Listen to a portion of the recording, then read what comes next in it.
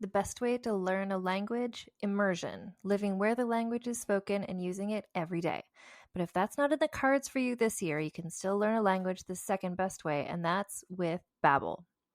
Be a better you in 2024 with Babbel, the science-backed language learning app that actually works.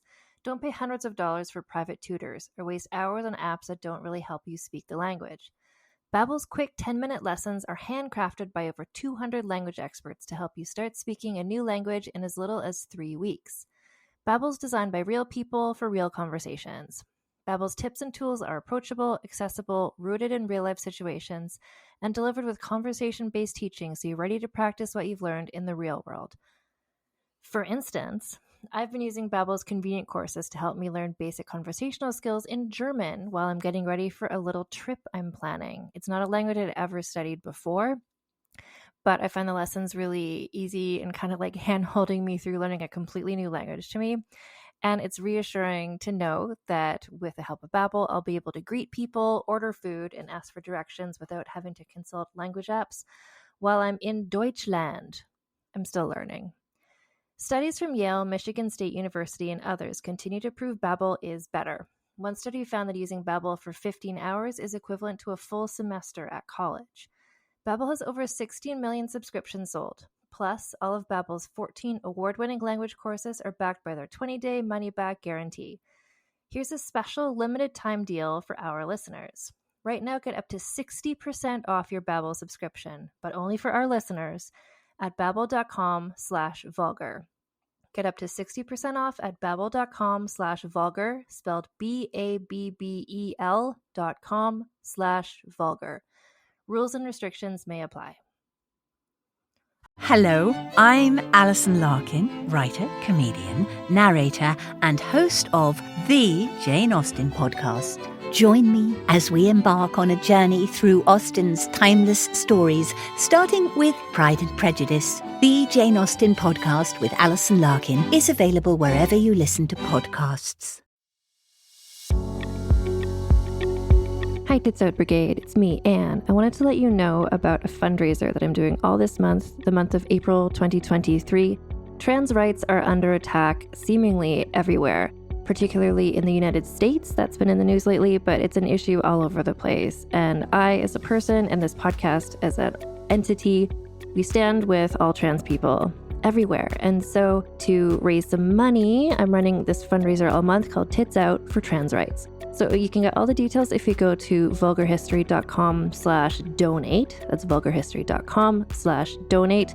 It's two-pronged, the fundraiser. So first of all, I'm raising money for the Trevor Project, which is an American organization that supports LGBTQ plus people. And then also I've got a new item in the merch store, which is an item featuring trans icon, the Chevalier d'Eon, who I talked about in an episode last season with guest host Maya Dean. And all the proceeds from sales of the Chevalier d'Eon merchandise this month is going to be donated to Point of Pride, which is another American organization that helps support trans people. If there's another organization that you're planning to support this month anyway, somewhere close to home, something that is meaningful to you that supports trans people, there's a form also on my website where you can just list what the donation was and who you gave the money to. So at the end of the month, I can give a grand total of how much the Tits Out Brigade was able to raise as part of this fundraiser. Also, for everybody who wants to, I will give you a shout out to all the people who donate in a later episode of Vulgar History. So again, you can get all the details of this fundraiser at vulgarhistory.com/donate. Tits Out for Trans Rights.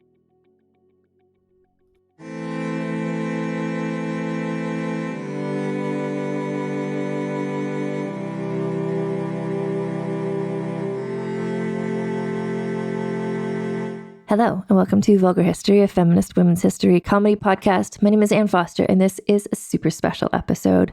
Today, I got to talk with Vanessa Wilkie, who is the author of a new book, which is called A Woman of Influence, The Spectacular Rise of Alice Spencer in Tudor England. And why this caught my attention when I saw this book announced a while ago is because Alice Spencer is a woman who I've talked about on the podcast in the episode from the Lady Jane Grey season about Anne Stanley, the Countess of Castlehaven. And so because we refer to that a few times in this interview, I just wanted to kind of recap what happened in that episode, if it's been a while since you listened to it, or if you haven't listened to that episode yet. So Alice Spencer's daughter, Anne Stanley, married this piece of shit called Mervyn Touchett, the Earl of Castlehaven, and he was a sexual predator and a horrific person. And then for various sort of complicated reasons, but eventually it became apparent that he had arranged the sexual assault of Anne Stanley, his wife, and he had also been arranging the ongoing sexual assault of his stepdaughter, Anne Stanley's daughter, Elizabeth, and it all went to court. Mervyn was put on trial, as were two male servants who were implicated in all this awful stuff. And part of what happened at the trial was that Anne Stanley herself, and this was unprecedented at the time, she testified against her husband in a rape trial, which was the first time that happened in England. Anyway, so just so you know, if you want to learn more about that, like you can read, there's a whole section on that in this book, A Woman of Influence, but also you could just like listen back to that episode about Anne Stanley from a while ago. So it's called the Castlehaven trial. And that sort of looms large in the story of Alice Spencer because she was the matriarch. She was the Kris Jenner of this family. And so she was behind the scenes, kind of trying to figure things out, trying to maintain the family's prestige and reputation throughout this trial. So I just wanted to recap that because we are going to mention it several times in the interview that you're about to hear. So anyway, the book is A Woman of Influence. It's a much broader story than just that, but that was a major thing that happened during the life of Alice Spencer, was that her daughter and her granddaughter were involved in this horrible situation and this trial. Anyway, setting that aside for a second, I was really excited to talk to Vanessa Wilkie about this new book, so A Woman of Influence, The Spectacular Rise of Alice Spencer in Tudor England, and I hope you enjoy this chat that I have with Vanessa. So, Vanessa Wilkie, welcome to my podcast.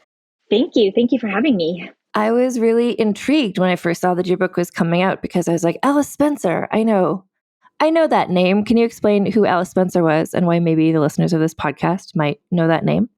Well, the listeners of your podcast thanks to your podcast, have learned many names of women in the past, but they probably know Alice Spencer as Alice Egerton, who was the mother of Anne, the Countess of Castlehaven. Which is how I first met Alice, too, was through the Castlehaven trials. And we're going to get to the Castlehaven trials. So that was an episode I did a while back in the Jane Grey season, Anne Stanley, the Countess of Castlehaven. But before we get to that part of her story, actually, can you explain Alice Spencer, her beginnings, her quasi-humble beginnings?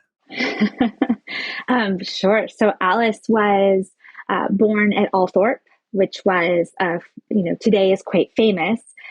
It's the palatial estate of the Spencer family. But at the time, in the 1560s, Alice was born in 1560, it was a sheep farm and a much smaller manor estate. So her family was kind of on the rise, like an up-and-coming family, but mostly they were making their money in sheep farming and buying up land to expand their sheep enterprise. And she was the youngest daughter in the family. There were a lot of children. And so it was a period, in the Elizabethan era where families like the Spencers were kind of on the rise, trying to grow their political and social influence, but they didn't have necessarily like ancient aristocratic titles. They were doing it with capital, which was quite scandalous in feudal England. So she was a woman that kind of came along at a moment where her family was really trying to put the family on a higher trajectory. And Alice was an important part of that plan.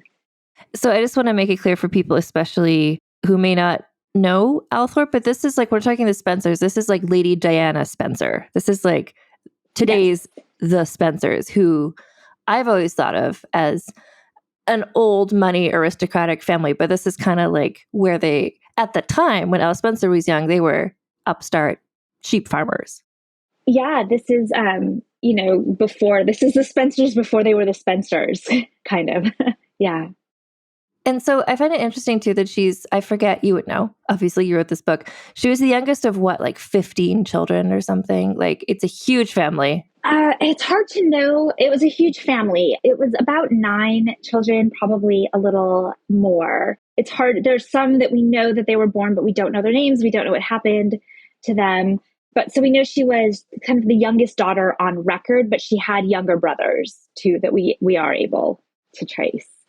So about 9-ish children, probably more. Is it typical that, and you outline this in your book, I will have done an introduction saying like, a woman of influence, this is the book. So in your book, A Woman of Influence, so you talk about how kind of each daughter especially like married a bit better than the one before her, leading up to Alice having like kind of arguably the best marriage. Is that typical? Because I would have thought usually the oldest daughter would get kind of the best match. Well, yeah, I think it is kind of typical. There's not a single formula for it. A lot of it just depends on how many daughters, how many kids you have that you have to procure marriages. You know, daughters, as we learned from the Spencer family as an example, daughters are really, there's this idea that people only wanted sons, which is not true. Too many sons and you end up with massive conflict in the family, and the family gets poorer over time. So daughters, people did want daughters because you could make strong alliances with other families by having daughters. But if you had too many daughters, then that's too many marriages that you have to arrange for and have dowries for and so on. So yeah, what we see with Alice and her sisters is that each daughter kind of ratchets up a little bit higher on the social stratosphere. So her eldest sister, you know, the family is still kind of building their reputation, and she's arranged to marry a local knight, like on paper, who knows what the personalities here are, but on paper it was a reasonable match. And then with each of her subsequent sisters, they all kind of clicked up a little higher. And so by the time, those unions are what helped the family build more and more connections. Their kinship networks grew. And as their networks grew, it allowed for more options for people. So by the time you get to Alice, like, oh, their network is much bigger than it was with their eldest daughter. You were just saying about the kinship networks. And again, I'm trying to like, we're going to go sequentially through Alice's life. But again, like the Castlehaven trial is looming over this. But by the time you get to that, it's like every member of the jury was related to her or was in it. Not every member, but a lot of them were. Yeah, absolutely. So that's a big part of this strategy too for families in the Elizabethan and Stuart period, the Tudor and Stuart period, is thinking about how you can use marriage to not just accumulate like political influence or landed wealth, but also, you know, who it gets you in connection with. So Alice, so can you explain who her husband was, her first husband? Her first husband, yeah. So her first husband was Ferdinando Stanley. Oh my God! And you talk about you are. I'm happy to say not the first person who's pointed out that it's so bizarre that the name Ferdinando is used. And then Alice has a grandson who's also named Ferdinando, but it is an extremely uncommon name, and it's a nice break from all the Johns and Thomases and Edwards and Roberts in the period. It makes me like him inherently more just because I'm like, oh, it's Ferdinand, but he was kind of also a cool guy, Ferdinando. He was Lord Strange. He had dealings with the theater, with theater companies. Ferdinando, I was so excited because so I read your book and I did the Anne Stanley episode, like, I don't know, a couple years ago. So I was just like, oh, I forgot. This is the story with Ferdinando in it. So anyway, he showed up. Ferdinando Lord Strange is kind of the coolest name in history. Yeah. Her first husband is Ferdinando Stanley. He's a descendant of Henry VII. So he's royal. He's a cousin of Queen Elizabeth's. And in this period, you know, because in the I think you've talked with your audience before about like the Wars of the Roses and those families. And so in this period, it's after the Wars of the Roses, and there's a kind of a break in the aristocracy, like a division as a result of those wars. And so Ferdinando is kind of an old family. The Earls of Derby are an older family by Elizabethan standards, but they come out of the Wars of the Roses. So they're kind of new in the period as well. So his family, his father is the 4th Earl of Derby, and they live in the north. And because of their connections and lineage from Henry VII, they have just an excessive amount of power in the north. It's a very, actually, it's one of the things I loved about Game of Thrones that model that the North is almost like a separate place. It's connected to the rest of the kingdom, but the people who live in the North have a unique amount of power. That really is modeled after the Stanley family, like the Starks. There's a lot of parallels you can make between the Starks and the Stanleys because they do rule the North with a certain amount of autonomy that other aristocratic families in the period don't have. So, like the Isle of Man is a kingdom of their own. It's outside the realm of England, and the Stanley family ruled it like mini kings of their own. So that's the family that Alice marries into. She leaves the pastoral sheep lands of sheep farms of the Midlands in Northamptonshire, and she moves up to Lancashire in the north and marries into this extremely well-established, powerful family. And she has to learn what her new station in life is and how to be part of this mechanism that's even bigger than her own family. And that's part of what I find really interesting about her story is it's not a rags to riches. She was not starting off in rags, no. but it's No. like a person learning a whole new way to be and socially maneuvering and learning to become like during her era, her married to Ferdinando era, like she very much stepped into that role. And I think she took to it very well. Right. Yeah. I mean, all accounts kind of point to, and we don't actually, that's the interesting thing about the historical record is we don't actually hear a lot of Alice's voice in this period, but we can see the influence it had on her later. For example, her father-in-law, the fourth Earl of Derby, had this enormous household, which was not really the fashion anymore by the 1580s when Alice marries into the Stanley family. The elite households are shrinking a little bit. It's more... It operates less like a mini kingdom, but up there, because it does operate like a mini kingdom, she's grown, like she learns to be a countess in this gigantic estate. And that is something that we see her try and emulate throughout the rest of her life. So by the time you get into the 17th century, when most aristocratic households have shrunk down a lot, Alice is still like, no, I need hundreds of servants and I want extra outbuildings. And like it's just ingrained in her. This is like, you start to see that this is her formative education for how to be a noblewoman. And she carries on with this, whether it's the trend or not, throughout her life. And would you say it's an influence as well of Ferdinando and his patronage of theater that she also really gets into being a patron of the arts and really being interested in throwing her own masks and parties and things? Yeah, so Ferdinando starts off relatively small too. He has a troupe of acrobats that he funds and tumblers that perform at their estate. They travel around, they perform in Queen Elizabeth's court. And then he starts to move on to sponsoring a troupe of players, which are, actors and playwrights. And we know that, Shakespeare comes out of that circle. So, and they were not certainly the only family to do this. Probably their other most famous peers would be like the Earl of Leicester. Robert Dudley has a troupe of players, Leicester's Men. And so there's Strange's Men and Leicester's Men. And there's all these different, theater companies that are traveling around performing in private homes and then also performing for Queen Elizabeth and the court. And then she, again, like I'm trying to go sort of sequentially, but later in her life, like she notably like throws these parties that are masks, that are plays, and she's like acting in them herself. Like it's she's very into that.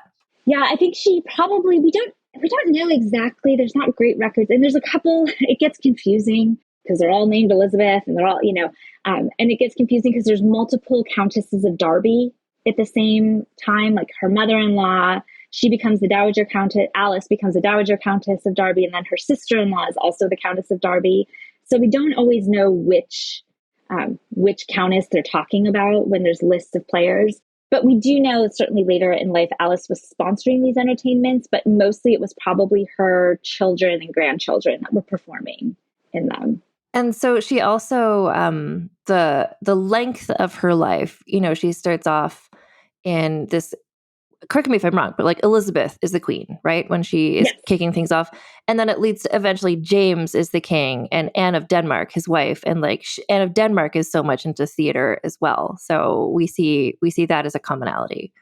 Yeah. And then And actually there are other literary scholars that have written this. It didn't come, I put it in my book, but it didn't come from me. That there's an idea when Anne of Denmark makes the move down to London once James ascends to the throne after Queen Elizabeth's death, that she actually meets Ben Jonson at Althorp at an entertainment that Alice hosted. So, Alice is not just a patroness of theater, but she's also like making these connections between now the new Queen of England and the playwrights and poets that she and her husbands have been supporting and working with for years. I love that side of your book and of her story. That kind of, I love these anyone who's sort of just coloring in the spaces between, it's like, well, this is the king and this is the queen and this is Shakespeare. But it's like, but what if there was a person who is kind of like also there, kind of connecting them? And I like that sort of side story. But you mentioned there's not, like, it's not clear if she's acting in these plays or who is. Where there are so many records of her is she sued a lot of people. She had a lot of court records. Can you talk about that side of things? Yeah, and this is a place where she's so well documented because she was so litigious, but also when we situate her within the existing scholarship, it turns out, this was a really common thing. Women in this period, I should say elite women or in this period, were quite litigious. And so we see this massive influx in lawsuits that are kind of spearheaded by women. Of course, Alice's first encounter with that is after Ferdinando dies. She enters into this massive inheritance suit against her brother-in-law, because Ferdinando's will leaves a lot to Alice and to her daughters, and leaves very little to his brother, who inherits the title and the primary estate. So they just go at it in multiple court systems, multiple lawsuits for 13 years until it's settled. And this is the point at which she marries the lawyer, right? Yes. Yes, she marries, her second husband is Thomas Egerton, who at the time was the keeper of the Great Seal for Queen Elizabeth. And then when King James ascends to the throne, he gets promoted to Lord Chancellor. So he's the head of the Chancery Courts in England, which is very much to Alice's advantage. And it was she's in this sort of situation where even though, so she's married to Ferdinando dies, asterisk, was he poisoned by Jesuits? I talk about that in my previous episode, and you talk about it in your book a little bit. Seemingly he was, because he was a threat to, as a potential heir to, he was like the only man on the entire family tree who was potentially an heir to the throne. Everyone else was women. Yeah. And he was Catholic, right? Or no, he was not Catholic.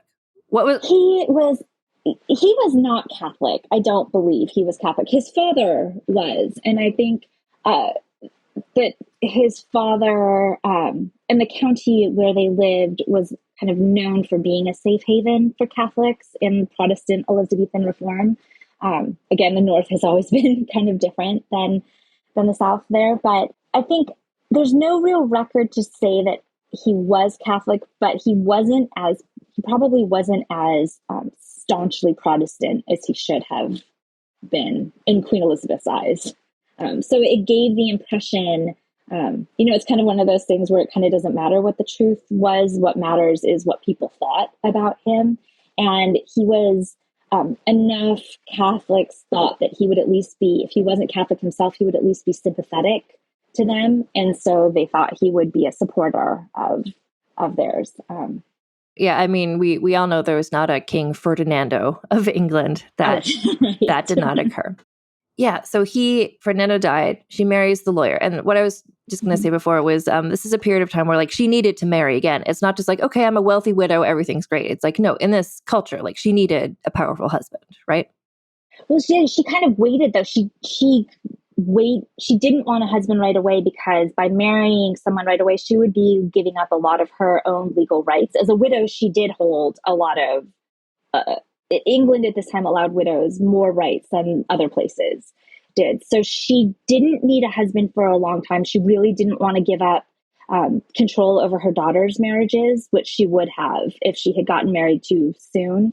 So that was part of what makes Alice so fascinating is she understood the laws and knew when it was the right time for her to get married and when it was the wrong time for her to get married. So she waited 6 years.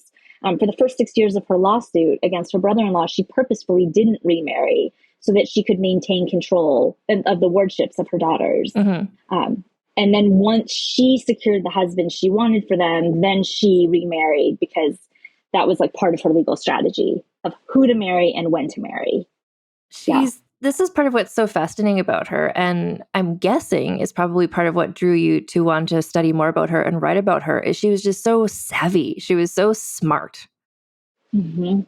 She was. And she's so excessively well documented compared to many other women in the period. So it just begs the question of how many other women were out there like her that we just don't know about because they didn't survive and the records don't survive. We certainly see that her sister Anne, it's confusing because her daughter's Anne and her sister's Anne, but Anne Spencer, let's say, she also seems to have had this same kind of shrewdness when it came to strategizing her own marriages after her first marriage. She marries 2 other times after her first marriage, and she also picks very specific people at very specific moments where it can help stabilize her, but she waits a little bit in between marriages. So just looking at these 2 sisters as kind of a microcosm helps us think about, like, actually, it wasn't just women go from one marriage to the other because they needed that safety net. It was they opted for marriage at certain times, and it allowed them to do certain things that they wouldn't have done otherwise. But in those in-between years when they were widows, they actually did have a lot of agency to exert, too. So it helps complicate the story. Well, and this brings us okay. So this brings us to Anne Stanley and her choice of husband, and an illustration of why it really matters to not marry a horrible person. Right. So I just want to let the listeners know. So when I was reading your book, it made me feel like if I'm watching a new movie version of Romeo and Juliet, let's say, I'm just like, maybe it's going to work out this time. Maybe Romeo and Juliet will get the message and they're not going to, and everything will be fine. And it's not. So I was reading this book and I was just like, oh no, she's marrying, she's marrying the Lord of Castlehaven. You see it coming. And I'm just like, no. But maybe I'm remembering it. Maybe it wasn't as bad as I remember. Maybe it's, oh no, it's actually worse. I actually forgot some of the horrible details, which we won't get into. But basically, I wanted to ask you, you said that you got to Alice's story through the Castlehaven trial. And how did you find out about the Castlehaven trial? And now we're just going to take a break for a word from our sponsors. As a podcast network, our first priority has always been audio and the stories we're able to share with you. But at Realm, we also sell some pretty cool merch, and organizing that was made both possible and easy with Shopify. When you think about successful businesses like Aloe or Allbirds or Skims, an often overlooked secret is the business behind the business that makes selling and, for shoppers, buying simple. For millions of businesses, that business is Shopify. That's because nobody does selling better than Shopify. It's the home of the #1 checkout on the planet. And the not-so-secret secret that's definitely worth talking about is that Shop Pay boosts conversions up to 50%. That's more happy customers and way more sales going. If you're hoping to grow your business, your commerce platform better be ready to sell wherever your customers are scrolling or strolling, on the web, in your store, in their feed, and everywhere in between. Businesses that sell more, sell on Shopify. Upgrade your business and get the same checkout we use with Shopify. Sign up for your $1 per month trial period at shopify.com/realm, all lowercase. Go to shopify.com/realm to upgrade your selling today. Shopify.com/realm.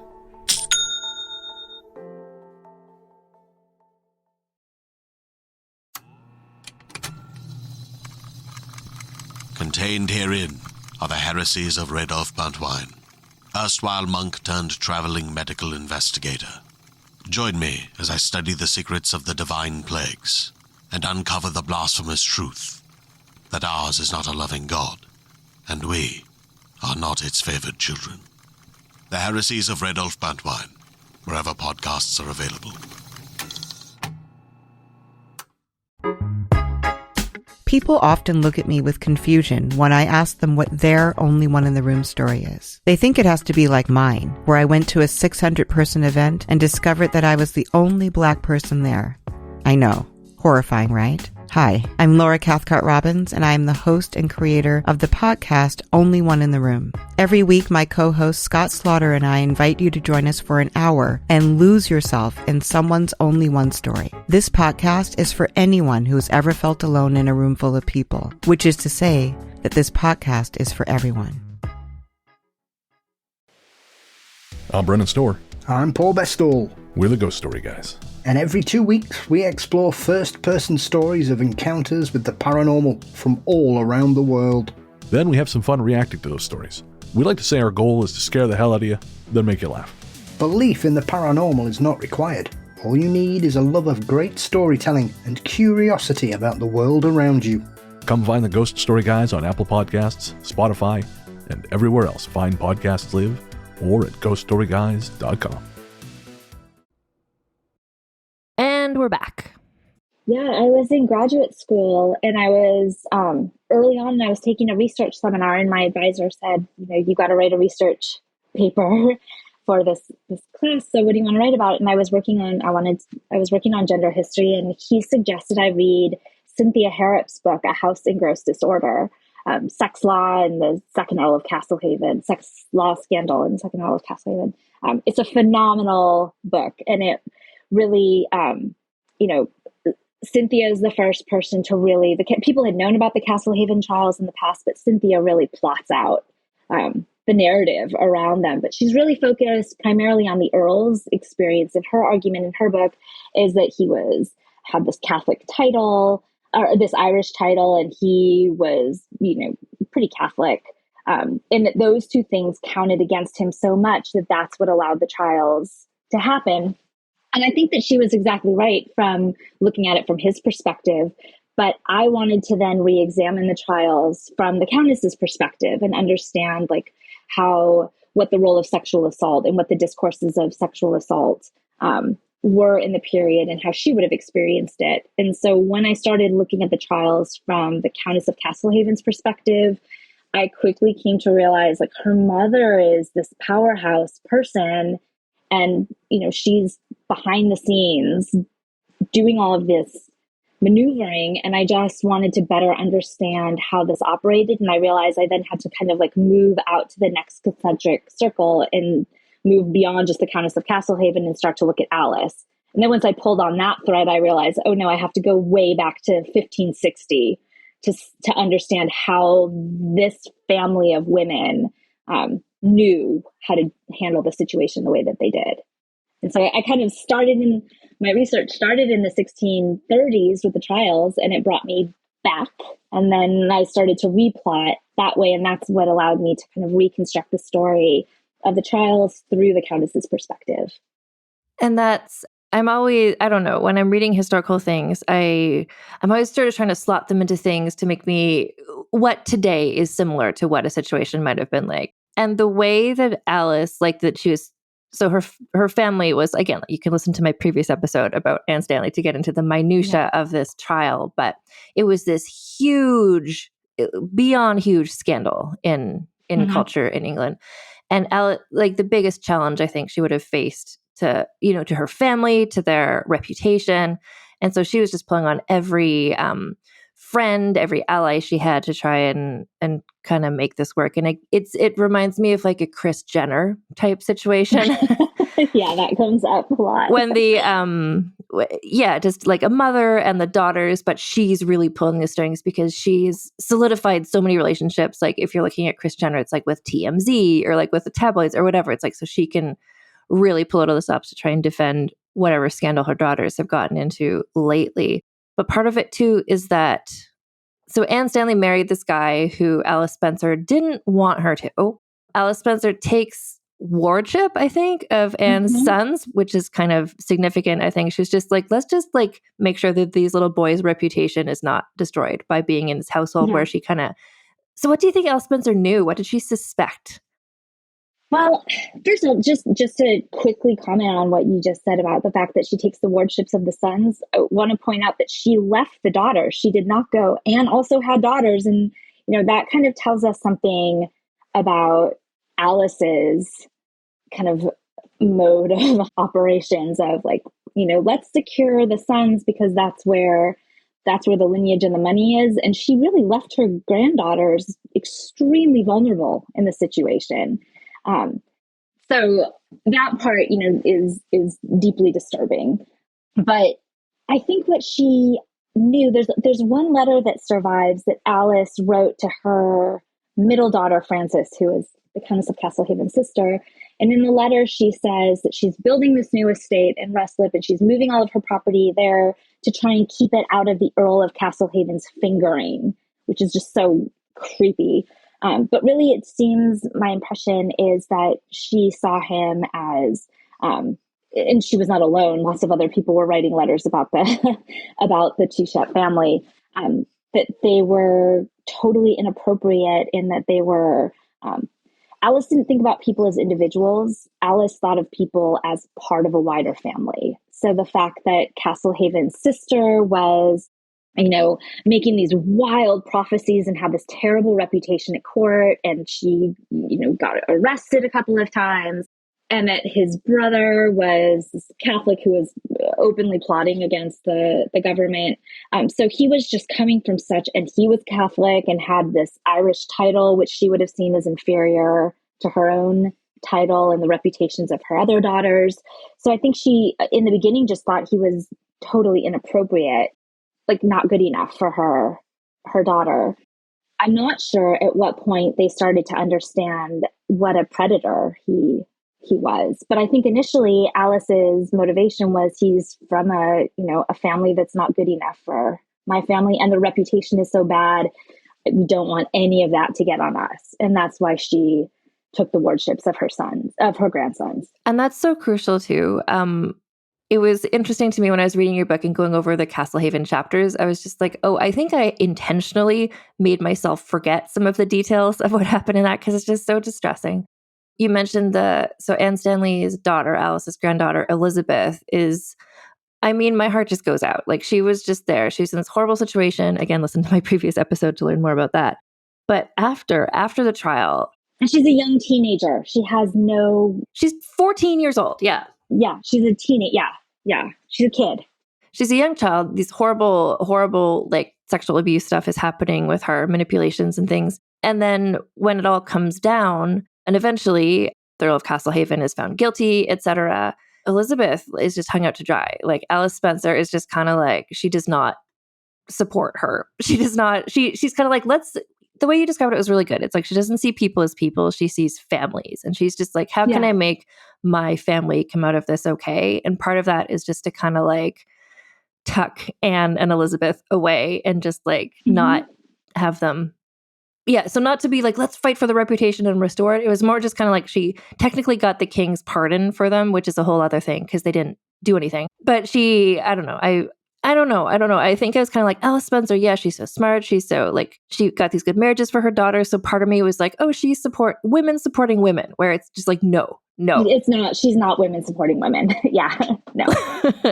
And there's, the Earl of Castlehaven's sister, Lady Eleanor Davies Douglas, she, after the trials, publishes all of these horrific pamphlets, calling the Countess of Castlehaven a lie Satan, and Jezebel, and just like really trashing these women publicly, which is like, public victim shaming. But it's important, I think, to keep in mind that Alice was also shaming her daughter and granddaughter for their involvement in this too. She just wasn't doing it in public. But that doesn't mean, she wasn't a feminist. She was not a champion for women in any way. She was a champion for her family as a whole. And that's one of the things too, like when I was spending just so much time thinking with Alice and thinking about Alice of,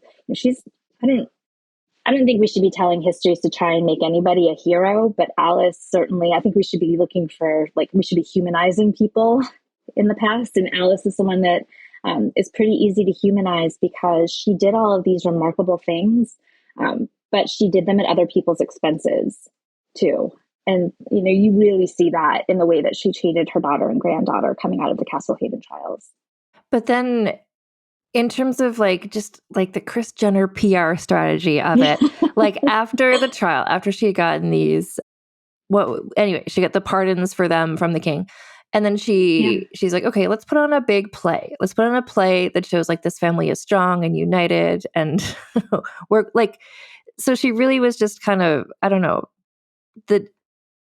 the PR strategy of it feels very modern to me, that you kind of let's rebrand the family. We're actually great people. Well, what I would say is that really we want to flip that around, in that the modern PR strategy is based on this idea that it's a Renaissance idea that you can, Alice and her family and people in the past, they're these whole people. They're not just political or, courtiers or victims, or that they live these full lives, and we recognize it in the Jenner Kardashian family, so that helps us recognize it in the Edgerton and Stanley Hastings family. But really what the Jenners and Kardashians do is modeled after what Alice's family did. They were the original let's distract people with the parties and the shiny, and then we just keep perpetuating. And then of course in the 18th century, because we don't want to jump from the 17th century to today. In the 18th century, that takes on a whole other spin as, theater explodes in a different way. But Alice and her family really demonstrate that the arts play an everyday role in elite families' lives. They're not just something you do on the weekends or a special event. It's a really important part of how you present yourself and how you present your family and how you communicate with each other and communicate within your peer group. Yeah, not being able to do an Instagram post of look, it's my family, we're having Thanksgiving dinner and we all get along. It's you throw a party and you have a play and the play has allegories being look, our family's actually great. It's kind of, Let's hire John Milton to, it's our publicist in a way. Yeah, it's so interesting. Is this the first that you know of book just about Alice Spencer? Yeah. Which is interesting because you were saying, there's so much there's so much evidence of what she did and who she was. So I'm glad that you put it together. Yeah. It's spread out. Thank you. It took a long time. It's these records that I looked at, they're spread out. They're everywhere. They aren't everywhere, but they're in a lot of different libraries and repositories. And so I think one of the reasons why it's really an obstacle to books like this being written is you need a lot of, I was a graduate student when I started this work, so I had fellowships and I had time. I mean, my job was to do this research, and it took years to piece it all together. So it's not that it can't be done, it's just that it takes time. And that means it takes fellowship money and research leave and things like that to be able to do it. That's so interesting. Even I was just picturing that you were able to go, I don't know, into some library and it's well, here's the book of every court case that ever happened. And Alice Spencer is on page 3 and 45. And no, it's all different places. Yeah. Yeah, it's all different places. And it's mostly unpublished manuscript material. So it's digging through archives. They're processed and they're described, and, a lot of people work to make this material as discoverable as possible. But then, a lot of these manuscripts, they're written in a secretary hand. It's not the same kind of handwriting that we use today. So before I could read any of them, I spent about a year studying how to read. It's called paleography. It's the study of old handwriting, so that I could actually get into the archive and read the letters. Yeah. Wow. So there's a couple barriers to access, but with study and with the help of librarians and archivists and curators, then it's possible to do. So we've already talked about the parallels with I think it's unavoidable, with the Kardashian Jenner family. But are there other connections, your book coming out, today, or, whatever day it comes out, whenever this podcast comes out, but coming out in the year 2023. What are the parallels that you see at this point between her life and story and today's society? Well, certainly we today still live in a culture of patriarchy and white supremacy. And Alice lived in a culture of patriarchy and white supremacy. There's a lot that feels familiar about the 16th and 17th century because that's how patriarchy and white supremacy work, is that stranglehold on power. But I think Alice's story and the story of her daughters also show different ways that people maintained, the people who on paper wouldn't have any power, right? But, 17th century England is an excessively patriarchal, hostile environment, but Alice thrives and her family rises. And I think we see that happening today too, that, when we look closely, we understand the ways that resistance movements, or the ways that, well, the academic term for it is conjugated identities, right? That Alice's gender should have relegated her to a spot where she didn't have any power, but her class and her race allowed her to have power. And she harnessed that in different ways. And we see that today too, like people who one aspect of their identity would relegate them to a place of less power in society, but other aspects of their identity embolden people and give them more power, and you harness those channels. So I think we can kind of look and see that Alice and her family is a good example of how people use conjugated identities in complicated ways, and we see that happening today too. And this is not about your book, but I'm just really curious. Can you tell me about where you work, the Huntington Library in California? Yeah. So I'm the senior curator of medieval manuscripts and British history at the Huntington Library, Art Museum and Botanical Gardens in California, just outside of Los Angeles. And it's one of the largest independent research libraries in North America. Our founder loved libraries, and he bought up entire family archives and gigantic libraries. And that's why a lot of this material is actually in California, because the Edgerton family papers and the Hastings family papers are he purchased them at the beginning of the 20th century. A lot of English families in the end of the 19th century and beginning of the 20th century started selling their libraries to raise money to pay for their estates and pay taxes on their lands. And if you're faced with the choice of, do I sell my land and my estate, or do I sell my library? They sold the library. So a lot of material actually circulated around the world at that point. And that's how our library was founded. So we have an enormous research library in lots of different areas and fields, and then botanical gardens and an art museum. It was like, I just saw it in your email signature, I think. And I was like, okay, the medieval manuscripts. And then I'm like, wait, in California? What are British medieval manuscripts doing in California? So I was just curious. Yeah. Yeah. So at the time, like, these are like railroad magnates that were buying, and steel magnates, like the Morgan Library in New York, right there. He was a peer. J.P. Morgan was a peer of Henry Huntington. Henry Folger, who founded the Folger Library in Washington, D.C. They were all peers, and they were competitors at auction. And they were kind of industrial capitalists in America. And so they were like extreme new money. And one of the ways that people at that time in the Gilded Age, wanted to kind of validate their new money was by buying old world artifacts and art in libraries. So it was a trend for a while. But that makes more sense to me what you were saying before about to get all of the research materials. It was in all different places, because I would have assumed it's like, well, you just go to the British archives and everything's there. No, yeah, obviously no. Yeah, that would be so much easier. No, it's spread out. So for my book, I did work obviously at the Huntington. Before I worked there, I was a graduate student in the area, and I did work there. I went to the Folger Library in DC, and then I went to the British Library, and then a bunch of local record offices all over the UK. Yeah. And I do also want to say that the book itself, to people who've not yet read it, like it's very, it's not written like an academic textbook. It's very much like popular history as a style. Yeah. And what was that decision like that you wanted this to be more accessible? Was that an easy decision? No, it was. Once I was hired as a curator, originally when I did the research for my dissertation, I'm going to be a professor.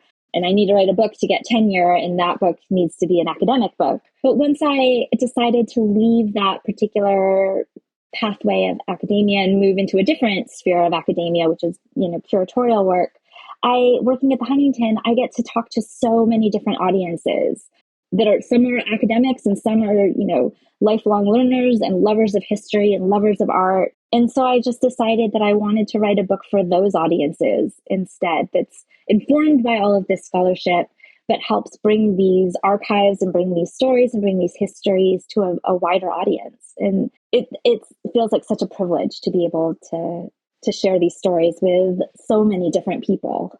Well, and I would imagine that things like the Princess Diana connection, it gives people a bit of and also that it's Tudor England, so it's a relatively obscure story, but I think there's some footholds that the average history fan would be like, oh, okay, Althorp, yeah, for sure.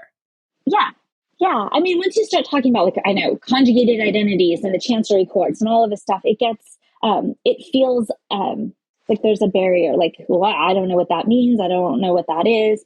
But all of those things that you just touched upon is exactly right. All of those are pathways into this story. And one of the things I'm really devoted to as a historian and as a curator is I want to make this subject as approachable as possible. And I think there are so many ways into it that oftentimes it's no, you have to go to university and you have to study all of these things. And that's a valuable thing to do, certainly, but we can learn so much from the humanities without sitting in a lecture hall.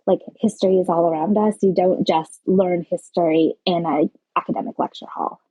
And my final question for you is whimsical, but I need to know. Which do you think is a better name, Gray Bridges or Ferdinando Stanley? Oh my gosh, I should have been prepared for this question. Having listened to your earlier... Gosh, Gray Bridges is a pretty great name. It's an outstanding name. When I was reading your book, I was just like, I forgot about Gray Bridges. Yeah. Surrounded by all these people who are just Robert and Edward is just oh, okay. Ferdinando Stanley, Gray Bridges? Yeah.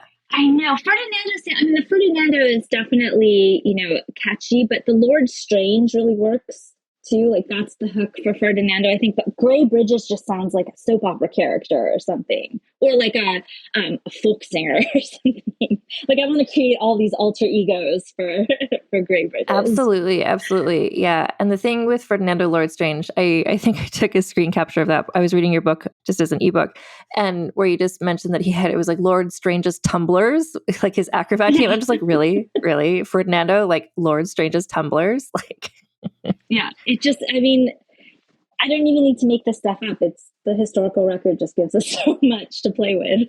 Ferdinando had a great name and was also kind of a weirdo, and I respect that about him, definitely. Yeah. But great. I think he was, there's so much less material survives for him than other people like Robert Dudley, for example. But I think Ferdinando is a kind of a cool poster child for the English Renaissance. He seemed to have I think he would have been a cool Renaissance guy, interested in all these different things, had this very unusual position in the English realm. He seemed like someone that might be quite interesting to know. Yeah, and I think in terms of rank and stuff, obviously, that marriage elevated Alice to a certain level, but I think she also lucked out that she had kind of maybe a cool husband.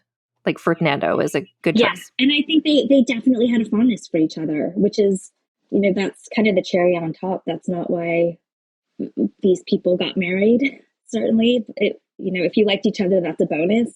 And I think that they definitely liked each other, it's nice to know that, so much of Alice's life was just kind of cutthroat, and partially in large part because she was so cutthroat. But it softened her when I started to think about her. When I rewrote the book from my dissertation to the book, and I started to think about her as a younger woman, it humanized her for me too, to think about her in her 20s and having how scary it would be to marry someone that you didn't really know, and what it must have been like for her if it turns out they actually did care for each other. I'm happy that Alice had some love early in her life. Yeah, and that's the thing too. Your book, it covers a really wide period of time and there's a lot of people in it, but the Castlehaven stuff is just oh my God. But there's delightful things also in your book. Yes. Yeah, the Castlehaven trials loom large. Even because, as you said, you kind of start with that, and that's what's what they're headed for, and you wish they could still avert it, but they don't. So writing the book chronologically like this, I felt like, oh God, I'm just like, it's like the Titanic, like watching the movie Titanic, like you know where you're headed and you don't want to get there. But it's nice when nice things happen for a little while. It's nice, Titanic, like Jack and Rose have their connection, and that's like a really sweet love story. And then the iceberg hits. But like before the iceberg hits, there's like lots of interesting stuff happening too. Yeah. That's funny. That was the other thing. I was just like, how can I describe my experience of reading this book? Because I'm just like, I know this horrible thing is going to happen, but I just hoping like, but maybe it won't. Yeah. Maybe they won't hit the iceberg. Oh, they will. That's not really the point of writing history is it's the how you get there and why it happens. That's interesting. So even writing this book, as much as I wish I could have stopped it halfway through, because it's, the iceberg is looming out there. It helps understand what it was like to hit the iceberg when you know what the path was that got you there. Exactly. And then your book continues on past the trial as well to see what, because everyone kept living, except for the people who were executed. Living. The world kept spinning. But, except for the people that were executed. Yeah, exactly. Who arguably deserved to die. Everyone else kept living. Yeah. Well, anyway, thank you so much for talking to me about your book. I just thought it was such I was really excited to be able to talk to you about it. And I was excited that this book exists because thank you. Yeah, it pulls together a bunch of things. Like obviously you were saying, I don't have the capability to go to the archives and learn how to read ancient handwriting. So I always enjoy when someone else does that legwork for me so I can just read the book. I'm happy to do it on your behalf.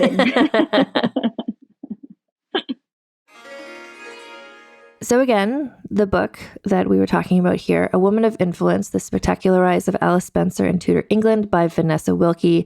I really enjoyed reading it, and I think you would as well because of the way what she described. Like it's written very much for like the average everyday, Tudor history buff, like somebody who just likes reading a popular history book. It's very accessible. It's written with, it talks about when she mentions Althorp for the first time in the book, she also mentions like, this is where Lady Diana Spencer is buried, like she makes those connections so you can sort of like really root yourself in the time and place and to understand this story.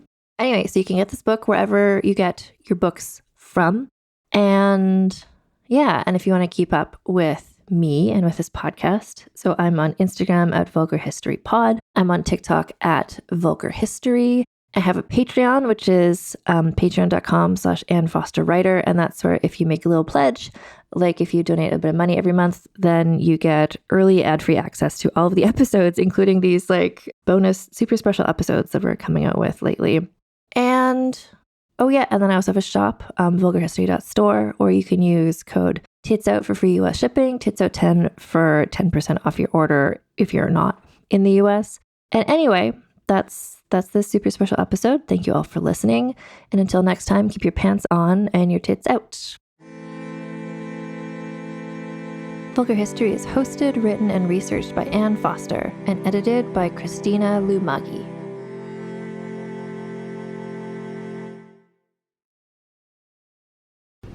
Talmor, Sheshin Morachi.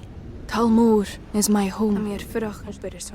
My family have worked the land for generations. My gran says the island does not belong to us, but we belong to the island. And we must be ready, for a great evil is coming, and death follows with it. Listen and subscribe to the latest season of Undertow, The Harrowing, a Storyglass production presented by Realm, available wherever you get your podcasts. Ah, the web tore. Those that both created and were created by the threads disentangle from the fringes to feast on the very thing that spawned them. What's that, City? This is how you deal with fear! No! Do not harm my children! Oh, you lost a feather. Can I keep it? No, you can't force me to! Do you know what lies within nothing? Rocket's in trouble at Casa. Can we turn on the windshield remotely? No, she could lose her job as an Akasar. I don't fear Vehar. No, but you fear me. If you intend to trick me, I will not hesitate to sever the oath bond entirely. Why didn't you help me? Coward! I don't have a parachute! I don't like free falling! Counterbalance, a high fantasy audio drama. Season 2, coming 15th of October 2023. Learn more on trilunas.com.